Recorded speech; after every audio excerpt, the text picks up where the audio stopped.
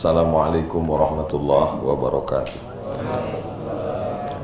Alhamdulillah wassalatu wassalamu ala rasulillah wa ala alihi wa sahbihi wa man tabi'ahu wa mawalah. Para ustaz-ustaz, guru-guru kita semua, tak dapat saya sebutkan satu persatu. Sahabat-sahabat dakwah sekalian, insyaallah kita semua dimuliakan Allah Subhanahu wa taala. Amin ya rabbal alamin. Tadabbur ayat Surat Ali Imran 102. Ayatnya selalu dibaca oleh khatib hari Jumat. Ali Imran 102 dan seterusnya. A'udzubillahi minasyaitonirrajim. Idza qara'tal Qur'an, kalau mau baca Quran fasta'iz billah, mintalah perlindungan kepada Allah. Kenapa? Karena boleh jadi setan akan membawa kita kepada yuharrifunal kalima amma wadhihi, meletakkan ayat tidak pada tempatnya. Syekh Sya'rawi tidak menyebut yang dia sampaikan itu tafsir, tapi yang dia sebutkan khatarat. Khatarat. Yang bila dikata khatara, lintasan-lintasan dalam hati yang suci, yang bersih. Mukjizat sudah putus dengan meninggalnya Nabi Muhammad SAW. Wahyu sudah berhenti, tapi ada ilham yang dibisikkan oleh malaikat. Kalau kita berada di tempat yang suci, didoakan malaikat, Allahumma ghfirlahu warhamhu, dalam keadaan suci, berwudu dengan makanan yang suci, maka Allah berikan bisikan-bisikan yang suci. Berada di tempat yang kotor, makan kotor, maka datang bisikan setan, disebut dengan waswasatus syayatin. Kalau bersih disebut dengan ilham. A'udzubillahi minasyaitonirrajim. Ya ayyuhalladzina amanu, ya ayyuhalladzina amanu taqullaha haqqa tuqatih wa la tamutunna illa wa antum muslimun. Iman, takut, Islam, orangnya muslim. Tiga, satu paket. Pertama, iman. Ya ayyuhalladzina amanu, hai orang-orang yang percaya. Kalau sudah percaya, pasti takut. Ittaqullah, takutlah kamu kepada Allah. Menselaraskan antara percaya dan takut, ada ilustrasi yang sangat indah diceritakan oleh Syekh Nawawi Al-Bantani. Bangga kita, Imam Nawawi 7676. Sedangkan yang dari negeri kita Nusantara, Nawawi Al-Bantani. Nama tafsirnya Marah Labid Kashfi Ma'anil Qur'anil Majid. Kata beliau begini, ada seorang dokter ngasih tahu kamu sakit.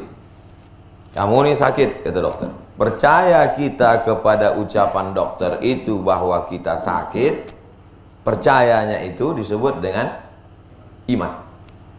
Lalu kemudian setelah dokter mengatakan kamu sakit, maka kamu jangan makan ini. Ini pantang, nanti penyakitnya makin parah.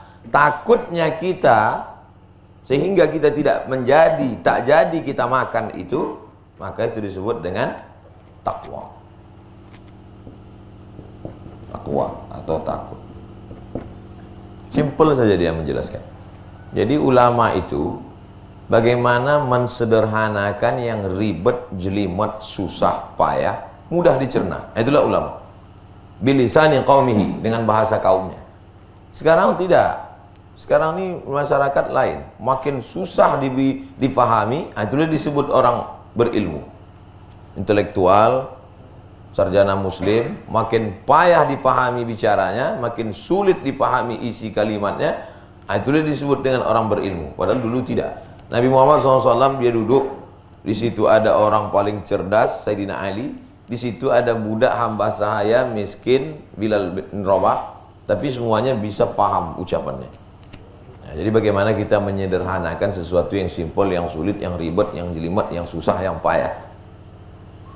Syekh Nawawi Al-Bantani membantu kita untuk mudah memahami antara iman dan takwa. Kalau sederhananya untuk zaman sekarang, kamu kena penyakit diabetes. Percaya kita ucapan dokter itu bahwa kita kena penyakit diabetes, percayanya itu iman. Karena bapak sudah kena penyakit diabetes, jangan banyak minum teh manis, jangan banyak minum gula, jangan makan yang mengandung gula. Takutnya kita sehingga tidak kita minum teh, tidak minum kopi, tidak minum yang manis-manis. Takutnya itu disebut dengan takwa. Jadi kalau ada orang sudah periksa ke rumah sakit, diperiksa urinnya, lalu kemudian pulang dari situ, dia tetap juga makan manis-manisan. Lalu kemudian periksa sekali lagi, kata dokter, kau percaya sama saya? Percaya? Kenapa kau makan juga yang manis ini? Cuman lah Pak Dokter, aku udah tak tahan juga. Jadi kalau begitu hampalah kepercayaannya itu. Bukan makin suka dokter itu, makin marah dia. Berarti menyepelekan ilmu dia. Begitulah orang yang mengaku beriman tapi tidak bertakwa. Kita kira-kira penjelasan saya ini mudah tak dipahami? Ya ayyuhalladzina amanu taqullaha haqqa tuqatih. Setelah orang tadi percaya, dari percayanya datang takutnya, barulah dia bisa berserah diri kepada Allah. Aku percaya kepada ilmu kau dokter, bahwa kau ilmu kau hebat, bahwa kau tahu aku kena penyakit. Karena aku percaya, maka aku ikut apa yang kau katakan. Aku takut penyakit ini berlarut-larut, nanti bisa amputasi. Setelah itu, kuserahkan semuanya. Apapun kata engkau, aku ikut. Kuserahkan semuanya hidup ini kepada engkau dokter. Kau bilang banyak olahraga, aku ikut. Kau bilang makan banyak makan buah, aku ikut. Kau bilang harus banyak meditasi supaya pikiran tenang, aku ikut. Apapun yang kau katakan, kuserahkan hidupku ini semuanya kepada engkau dokter. Penyerahan diri seutuhnya itu disebut dengan Islam. Orangnya Muslim. Makanya tadi dalam sholat kita katakan, wajjahtu wajhiya lilladzi fatara samawati wal arda. Aku hanya menghadapkan wajahku kepada Dia yang menciptakan langit dan bumi. Hanifan, aku mereng, condong kepada Dia. Musliman, aku hanya berserah diri kepada Dia, tidak berserah diri. Aku hanya berserah diri kepada engkau dokter. Tak kuserahkan diriku kepada lawyer, tak kuserahkan diriku kepada si fulan. Aku hanya berserah diri kepada engkau. Semua berawal dari percaya. Setelah percaya datang rasa takut. Setelah datang rasa takut, barulah berserah diri kepada dokter. Kenapa Ustaz tidak langsung aja kepada Allah?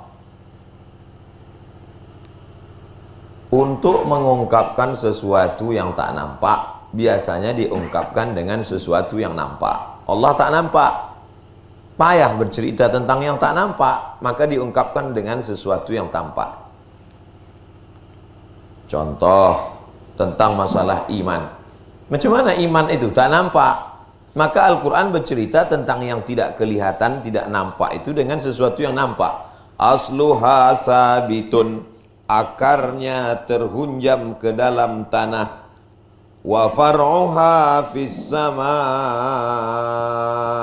sedangkan cabang-cabangnya naik ke langit. Far'uha fis sama. Allah cerita tentang iman, tapi dia cerita tentang pokok kayu. Sepokok kayu yang akarnya akar tunggal terhunjam ke dalam tanah. Asluha sabitun wa far'uha fis sama, cabangnya ke atas, ke bawah berakar, ke atas berpucuk. Itulah iman. Datang angin kencang, paling-paling patah, namun tercabut tidak. Kalau kamu bersedekah, pahalanya banyak. Sedekah itu, pahala itu tak nampak. Mana pahala itu? Tak nampak. Bagaimana Allah bercerita tentang yang tak nampak? Dicontohkannya dalam sesuatu yang nampak. Masalul ladzina yunfiquna amwalahum fi sabilillahi kamasali habbah. Kalau ada kamu yang bersedekah, maka macam menanam satu biji. Ambatat sab'a sanabil, dari satu biji tumbuh 7 tangkai. 1, 2, 3, 4, 5, 6, 7. Wa fi kulli sumbulatin mi'atu habbah. Dalam satu tangkai tumbuh 100. Sebetulnya kalau Allah mau cerita tentang pahala, kalau kamu bersedekah pahalanya banyak. Titik, selesai. Tapi tak tergambar dalam pikiran orang, maka digambarkannya dalam bentuk sesuatu yang zahir, yang nyata. Cinta. Cinta tak nampak. Macam mana cinta itu? Maka orang ketika bercerita tentang cinta, diumpamakannya dengan sesuatu yang nampak, yang kelihatan, yang bisa ditangkap panca indera. Cintamu bak air di daun keladi, airnya tumpah tak berbekas, kata dia. Kenapa Ustaz tiba-tiba ingat daun keladi? Semalam kita naik pas banjir, naik keladi. Udah berapa banyak air tuh yang lalu di tepi sungai, tapi daun keladi tak basah. Untuk menunjukkan sesuatu yang tak berkesan, diumpamakan dengan sesuatu yang zahir. Begitulah Allah Ta'ala mengumpamakan.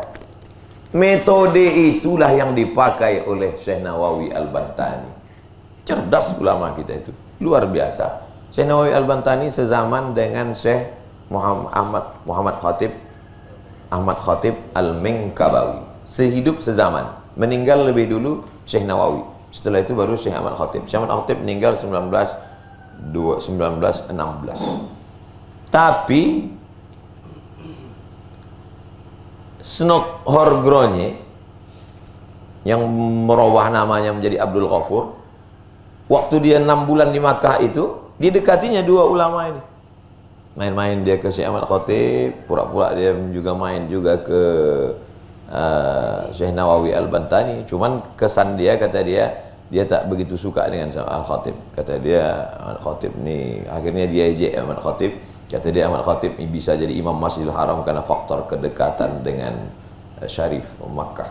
Benci dia. Tapi apa maknanya? Sebelum dia datang ke Nusantara, didekatinya dulu dua ulama Nusantara yang besar. Satu orang Sumatera, Ahmad Khatib. Satu orang dari Banten, Nawawi Al-Bantani. Begitu seriusnya dia ingin merusak pikiran umat Islam di Nusantara. Akhirnya datang dia di obok-oboknya Aceh. Saya ingin kita tidak hanya belajar Al-Quran, tapi sejarah, semua aspeknya, aspek psikologisnya, aspek sejarahnya, sehingga semuanya dapat sesuai kemampuan kita. Setelah kita percaya kepada yang tak nampak itu, lalu kemudian datang rasa takut kita, lalu kemudian kita serahkan semua hidup kita kepada dia, tidak lagi melawan. Kalau ada orang, saya percaya saya sama Allah itu, percaya saya sama Allah, disuruhnya saya ini saya tak mau, disuruhnya ini dilarangnya insya Allah saya ini. Tapi kalau masalah harta warisan saya, Pak Ustadz tolonglah saya ngurus sendiri, janganlah diurus-urus Tuhan. Ini kan zaman tak sama seperti zaman Nabi Muhammad. Berarti kau tidak Islam. Karena makna musliman, kuserahkan utuhnya semuanya, total udkhulu fis silmi kafah. Dari masalah jilbab, masalah harta warisan, masalah bagaimana menjalani hidup, kuserahkan semuanya. Sekarang kita balik mundur ke belakang. Kenapa orang tidak menyerahkan semuanya kepada Allah hidupnya? Karena dia tidak takut. Kenapa dia tidak takut? Karena dia tidak percaya. Dibalik, kalau orang percaya dengan sepenuhnya, makanya Allah tidak cuma katakan percaya saja, tapi percaya yang sesungguhnya, maka akan takut. Dan takutnya pun bukan main-main. Haqqa tuqatih. Kalau sudah sebenar-benar takut, pasti akan berserah diri kepada Allah Subhanahu wa ta'ala. Inilah pesan yang mesti didengar orang Islam sekali seminggu, solat Jumat. Ini selalu dibaca khatib di atas mimbar. Ya ayyuhalladzina amanu taqullaha haqqa tuqatih wa la tamutunna illa wa antum muslimun. Ya ayyuhalladzina amanu taqullaha wa qulu qawlan sadida. Khutbah nikah begitu juga. Andai ada laki-laki yang tak pernah sholat Jumat, paling tidak sekali waktu mau nikah itu didengarnya ke telinganya. Pembacaan khutbah nikah, ya ayyuhalladzina amanu taqullaha haqqa tuqatih wa la tamutunna illa wa antum muslimun. Ya ayyuhalladzina amanu taqullaha wa qulu qawlan sadida. Setelah orang tadi percaya, muncul takutnya, lalu kemudian dia berserah diri kepada Allah, barulah dia bisa bekerja sama. wa'tasimu bihablillahi jami'a.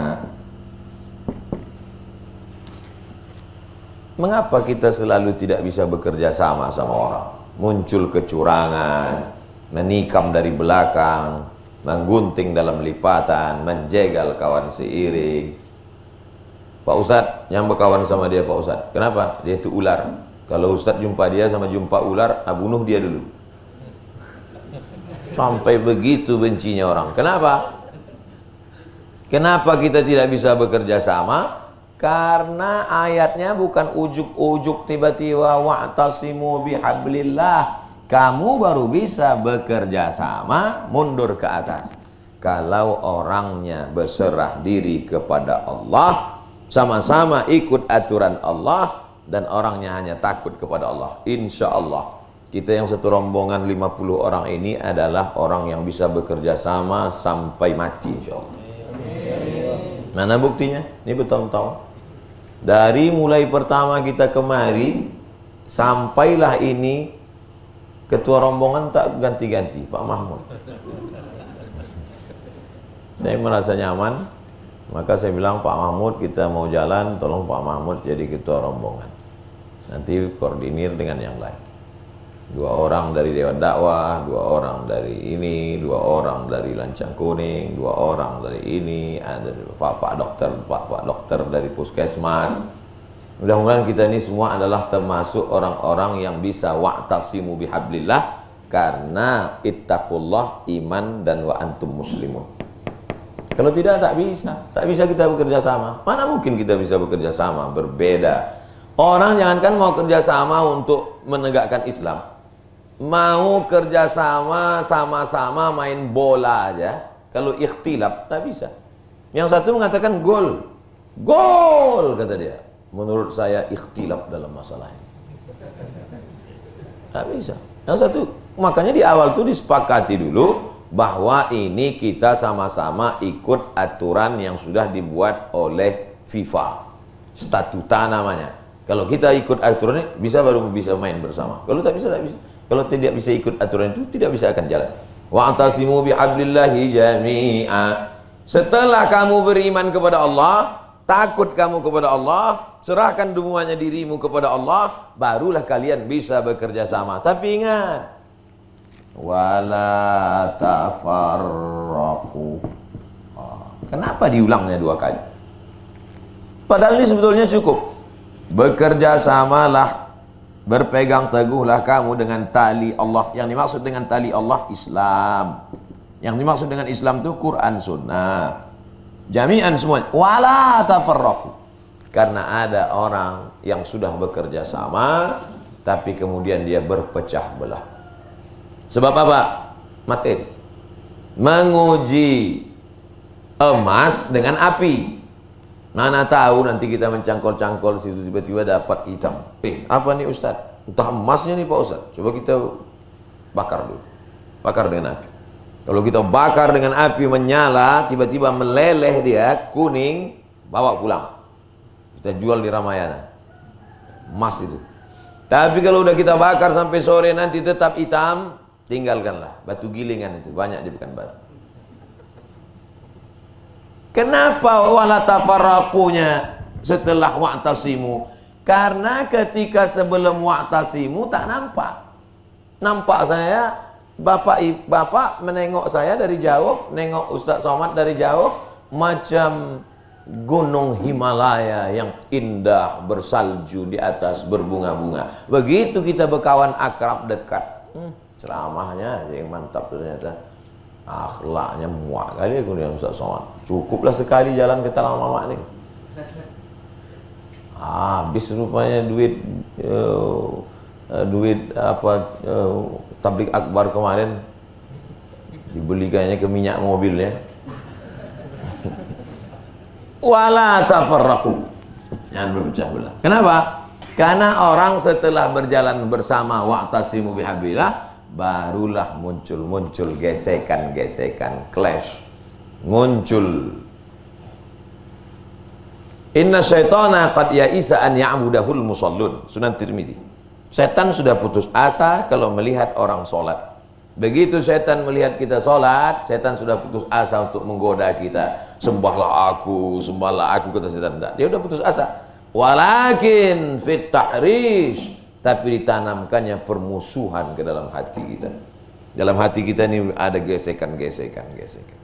Dalam hati kita ini ada mulai macam-macam di dalam. Makanya dipesankannya wala tafarraqu. Amar nahi. Amar wa'tasimu. Berpegang teguhlah. Kalau udah berpegang teguh, berjalan bersama, jalan-jalan kita kemari bersama, membawa bantuan bersama, dengan misi yang bersama, walaupun dengan personel berbeda, dari ormas berbeda. Selesaikah? Belum. Wala tafarraqu. Tapi orang mesti diingatkan tentang masa lalu. Bagaimana caranya? Wazkuru ni'matallahi alaikum. Wazkuru ni'matallahi alaikum idh kuntum a'da'a fa'allafa baina qulubikum fa'asbahtum bi ni'matihi ikhwana. Wazkuru, memori masa lalu karena orang lupa. Makanya tadi malam ini dulu yang saya ingatkan. Ingat sahabat-sahabat, dulu kita pertama kali datang kemari gelap, sekarang sudah terang. Ingat kawan-kawan, dulu lantainya pasir kasar, sekarang sudah keramik. Ingat kawan-kawan, dulu kita datang kemari sempit, sekarang sudah lapang. Dulu kita numpang tidur sebagian di rumah Pak Yahya, sekarang kita udah bisa di sini. Ingat dulu kita turun ke bawah, sekarang tak lagi takut turun ke bawah, sudah di atas. Ingat dulu lampunya 5 watt, sekarang sudah besar. Orang perlu diingatkan lagi karena orang kena penyakit lupa. Alam yakun nutfatan min maniyyin yumna, bukankah dia diciptakan dari air yang hina? Summa yakunu 'alaqatan fa khalaqa fa sawwa, dari air yang hina itu lalu diciptakan Allah, dia menjadi mulia. Alaysa zalika biqadirin ala ayyuhiyal mauta, apakah Allah tak sanggup kalau dia dimatikan lalu dihidupkan Allah lagi sekali lagi? Itu kan sebenarnya mengingatkan kita tentang dari mana asal muasal kita. Apa kata Sayyidina Ali karramallahu wajhah? Manusia itu kok sombong sekali. Awaluhu nutfah, akhiruhu jifah. Awaluhu nutfah, akhiruhu jifah. Awalnya sperma, ujungnya bangkai. Kok sombong? Tapi ini jangan dibawakan nanti di ceramah depan-depan pejabat. Pejabat-pejabat, awal kalian sperma, ujung kalian bangkai. Artinya apa? Orang ini diingatkan lagi. Ada orang merantau ke suatu kota, sekarang tiba-tiba dia udah kaya, udah hebat, sombong dia. Orang yang kenal nenek mama yang ada di situ mengingatkan dia, sini. Kau dulu kan datang sini miskin kan, susah kan, kok sombong sekarang? Diingatkan lagi. Setelah bersama muncul sombong, muncul ego. Wazkuru ni'matallahi alaikum iz kuntum a'daan, dulu kalian bermusuhan, berkelahi, lalu sekarang kalian menjadi bersaudara bersama-sama dalam rombongan tolong talang 2020 ini. Siapa yang menyatukan kalian? Fa'allafa, dia yang menyatukan baina qulubikum fa asbahtum bi ni'matihi ikhwana. Sekarang kamu sudah menjadi ikhwan. Ikhwan, kita bersaudara. Bersaudara bukan karena harta, bukan karena jabatan. Kita bukan orang politik, kita bukan orang ekonom. Kita bersaudara karena fa asbahtum bi ni'matihi. Kamu bersaudara karena nikmatnya. Nikmat yang mana? Al-yauma akmaltu lakum dinakum wa atmamtu alaikum ni'mati. Nikmat itu ini maksud Allah. Wa atmamtu alaikum, kusempurnakan pada kamu nikmati. Apa itu? Wa raditu lakumul Islam. Karena Islamlah kita bersaudara. Hari ini terbukti ada yang Batak, ada yang Jawa, ada yang macam-macam. Sampai ada yang bertanya tadi, Ustaz Somad, iya, itu kawan Ustaz yang dari Jakarta, Pak Ghazali itu orang apa? Tergantung, saya bilang. Dia kalau jumpa orang Jawa bisa jadi Jawa, jumpa Batak dia bisa jadi Batak, jumpa Makassar dia jadi Makassar. Malam namanya Ghazali, siang Gonzales.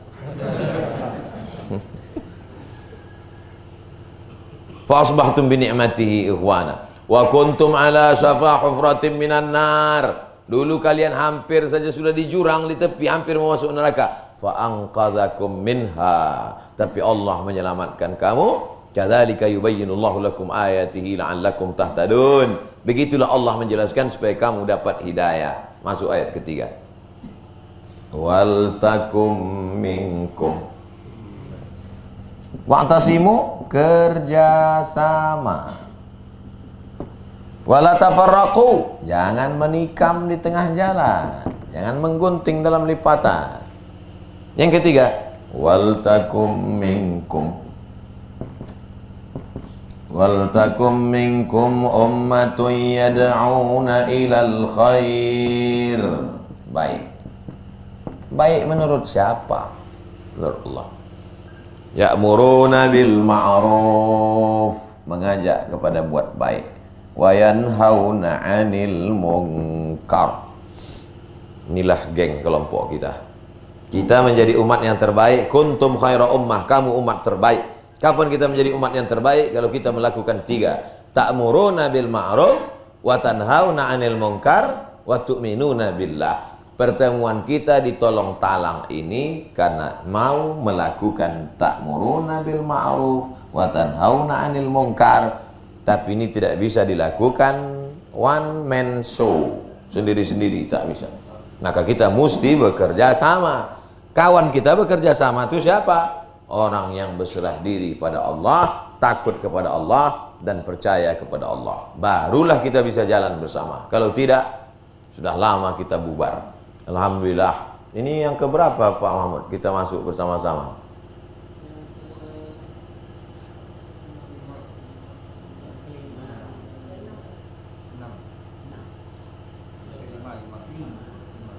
Kelima. Air surut lebih banyak mendorong sampan daripada naik sampan 7 jam dilengkap dengan hujan lebatnya, pernah. Kapal retak, sampan retak pecah nabrak batu, pernah. Semalam tiba-tiba sampai tak nampak lagi batu, pernah juga. Semua sudah kita jalani sama-sama masuk ke dalam ini. Mudah-mudahan kita istiqomah sampai mati. Sampai keluar ruh dari jasad kita ucapkan la ilaha illallah Muhammadur Rasulullah sallallahu alaihi wasallam. Semua yang ikut kelompok ini adalah sahabat-sahabat, kawan-kawan lama dulu. Pertama saya datang ke Pekanbaru, mendapat jadwal ceramah di masjid bulan suci Ramadan 2009. Sekarang sudah 2020, 11 tahun yang lalu. Yang ngasih jadwal ceramah Ustaz Asrori. Nah, ini dia orang Majelis Dakwah Islamiyah. Saya nunjuk nih, maksudnya siapa yang mau dapat jadwal khutbah, dekat-dekat sama dia. Nah, dia nyusun jadwal khutbah. Sampai sekarang tak berubah. Dari dulu sampai sekarang tak berubah. Saya diajak-ajak orang, dicaci-caci maki orang. Beliau bagian khutbah, bagian ngurus ceramah saya, mengasih saya jadwal ceramah. Tapi ada orang yang membuli saya, mengejek-ejek saya, mencaci maki saya. Itu bukan bagian beliau. Beliau tak pernah datang ke rumah orang yang mengejek itu. Yang datang ke rumah orang mengejek itu dia yang rambut panjang. Ditangkapnya orang itu, dibawakannya ke polisi. Nah, diperiksa, mencret. Datang saya udah ke kejaksaan. Ustaz Somad, tolonglah khususkan 1 hari Ustaz datang. 1 hari. Oke, datang saya 1 hari. Siap dah di kejaksaan, dah mau masuk ke sidang. Mohon maaf Pak Ustaz, mencret dia Pak Ustaz. Itu pelajaran sama saya, akan datang yang ngejek-ngejek itu tak usah lagi kita perkarakan. Biar aja lah, di medsos tu aja galaknya itu. Pas sampai di kejaksaan, mencret. Kalian, usah kalian ngejek-ngejek aku lagi. Aku bawakan ke kejaksaan, mencret kalian. Nah, banyak kawan-kawan, tak bisa saya sebutkan satu persatu. Kawan-kawan lama. Awal-awal datang kemari, singgah ke rumah Pak Kades, disiapkan makanan. Ada udangnya, ada ikannya, ada dagingnya. Sampai semalam itu juga yang menyiapkan makanan. Nah, itu Pak Kades sama istri. Nah, itu Pak Kades. Sama menunya. Udang itu, macam besar itu juga lagi. Tak berubah. Nah, cuman dulu ada duriannya, sekarang tak ada. Karena tak musim. Ada beda. Nah, segala kesusahan kalau sedang susah, Ini ada fakir miskin tak bisa sekolah, kemana bantunya? Dompet duafa. Ini ada yang tak bisa melanjutkan pendidikan, kemana bantunya? Dewan dakwah. Dompet duafa. Ini Ustaz Khairuddin, Ustaz Al-Nof Dinar. Dinar itu artinya duit emas. Dinar, satu keping dinar itu sama dengan 4,25 gram duit emas. Jadi kalau siapa yang tak berduit, jumpailah Al-Nof Dinar. Saya dibawa ke TV, ceramah saya di TV. Sampai di TV itu diatur sama orang TV itu, Ustadz nanti di menit sekian mesti menangis, di menit sekian mesti ketawa. Oh, aku tak bisa gitu, saya bilang. Saya kalau ceramah, apa yang ada di kepala, apa yang mau saya ceramahkan nanti pun saya tak tahu. Gimana kau mau atur ceramah saya?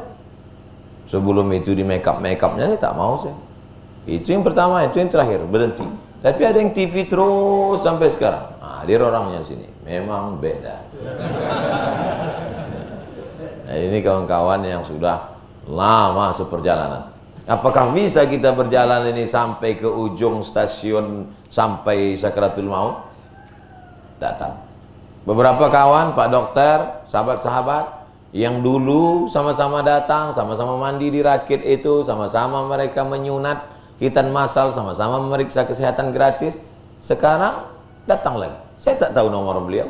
Saya tak pernah janjian bersama. Apa yang membuat kami berjanji? Apa yang membuat kami bersama? Karena sama-sama memperjuangkan la ilaha illallah Muhammadur Rasulullah. Ruh itu sama seperti pasukan bala tentara. Pasukan bala tentara itu, kalau dia satu geng, dia akan merapat. Kalau dia satu geng, dia punya sama-sama sifat yang sama, dia akan merapat. Tapi kalau dia berbeda, ini bukan. Pasukan PBB dikumpulkan, sama-sama tentara, dia tengok, ini sama-sama dari Indonesia, dia akan merapat. Ini bukan geng kita, dia akan menjauh. Begitu juga dengan ruh kita ini. Sama-sama takut sama Allah, sama-sama berserah diri kepada Allah, sama-sama ingin menolong hamba Allah, sama-sama ingin berjuang berjihad, dia akan merapat. Tapi kalau tidak disatukan dengan apapun, kita tidak akan bersama. Berapa banyak saya ikut ormas nih, tak terhitung berapa. Ustaz Somad, ini kain batiknya, nanti jahit ya, dikasih batik lengkap dengan uang jahitnya 100.000. Sampai ke tempat tukang jahit rupanya 250. Sudah siap pakai batik, dilantiklah di Hotel Mutiara Merdeka. Datang pengurus besar dari Jakarta. Foto pelantikan, pelantikan pengurus, foto seragam batik bersama. Wal awwal wal akhir. Itu pertemuan pertama, itu pertemuan terakhir. Tidak bisa disatukan dengan seragam, tidak bisa disatukan dengan ormas, tidak bisa disatukan dengan apapun. Yang menyatukan kita adalah fa'asbahtum bi ni'matihi ikhwana, bersaudara karena Allah Subhanahu wa taala. Kalau toh nanti dalam perjalanan ini kita berpisah, tak lagi satu jalan, berarti kita bisa disebabkan ada kepentingan, bisa disebabkan ada sesuatu. Kalau cerita masalah merajuk mau masuk ke selama ini masuk ke dalam ini, kalau cerita masalah merajuk masuk ke dalam ini, merajuk karena sikap orang begini, merajuk karena cakap begini, merajuk karena, kalau merajuk lah yang kita kedepankan kemari, udah lama kita tak masuk lagi kemari. Tapi kalau kita tak masuk, orang Korea sudah disuit. Orang Korea sudah disuit. Kalau ada di antara geng yang berangkat ini merajuk, silakan merajuk. Aku Pak Ustadz melihat sikap-sikap ini tak mau aku lagi masuk. Silakan masuk. Orang Korea sudah siap disuit. Mau buat apa dia? Mana kita tahu, tapi yang mau dia buat, tinggalkanlah. Dia ambil orang lain. Ini buah matang. Ini buah yang sedang ranum. Orang akan ambil. Oleh sebab itu, kita panjangkan umur, dipanjangkan Allah umur kita, disehatkan badan kita. Saya tak tahan lagi masuk dalam Pak Ustadz. Menengok pacat itu merinding saya Pak Ustadz. Mereka begitu seriusnya. Kita, oleh sebab itu maka inilah tadabbur ayat kita, mudah-mudahan. Wal takum minkum ummatun yad'una ilal khair, ya'muruna bil ma'ruf wa yanhauna 'anil munkar wa ulaika humul muflihun. Muflihun diambil dari kata falah. Falaha, falah. Inilah yang dipanggil orang Islam satu hari. Berapa kali? Hayya 'alal falah. Tengok. Berarti dia selalu mengikuti ceramah saya.